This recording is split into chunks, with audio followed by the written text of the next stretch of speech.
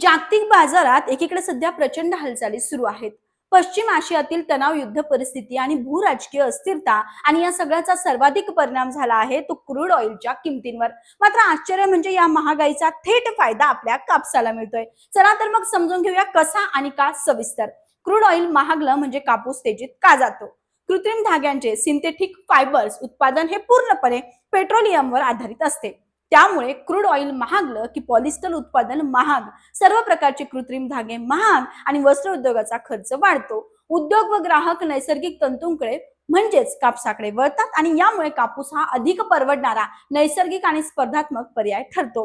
कापसाच्या मागण्यात मोठी वाढ क्रूड ऑइल महागल्यामुळे पॉलिस्टर आणि सर्व सिंथेटिक फायबरचे दर वाढले. त्यामुळे भारतामध्ये कापसाची मागणी वाढली. वस्त्र उद्योगात कापूस वापर पुन्हा वाढू लागलाय. निर्यात बाजारातूनही सकारात्मक मागणी दिसू लागली. परिणामी कापसाच्या भावात मजबूती आणि सुधारणा स्पष्ट दिसते.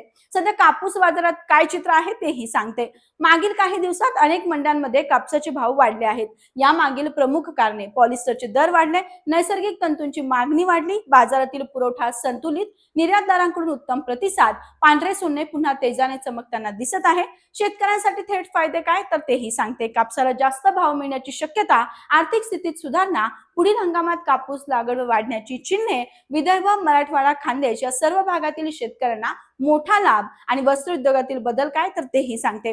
कापसाचा व्यापार वाढणार, सोबतच खर्च संतुलन ठेवण्यासाठी कापूस आकर्षक भारतीय कापसाला जागतिक बाजारात नवीन संधी, उद्योग नैसर्गिक तंतूंकडे वळत आहे. जर क्रूड ऑइलचे दर असेच उच्च राहिले तर कापसाची मागणी मजबूत राहील, कापसाचे भाव स्थिर राहील किंवा वाढत्या दिशेने राहू शकतात. नैसर्गिक तंतूंना अधिक प्राधान्य मिळेल. तथापि हवामान, उत्पन्न, सरकारी धोरणे आणि जागतिक अर्थव्यवस्था हे घटकही महत्वाची भूमिका बजावतील. क्रूड ऑइल महागल्याने कृत्रिम धाग्याचे दर वाढले असून कापूस पुन्हा स्पर्धात्मक आणि सर्वात सुरक्षित पर्याय बनलाय. यामुळे कापसाच्या बाजाराला पुनर्जागरण मिळत आहे आणि शेतकऱ्यांसाठी पीक हे उत्साहवर्धक म्हणजे सकारात्मक घडामोड नक्कीच घडणार आहे. तर या संपूर्ण मी सांगितलेल्या माहितीबद्दल तुम्हाला काय वाटतं? यामुळे कापसाचे भाव वाढेल का? कमेंट करून नक्की कळवा. बाकी अशाच माहितीपूर्ण व्हिडिओसाठी ॲग्रोड्रीम मराठीला सबस्क्राईब करायला विसरू नका. धन्यवाद.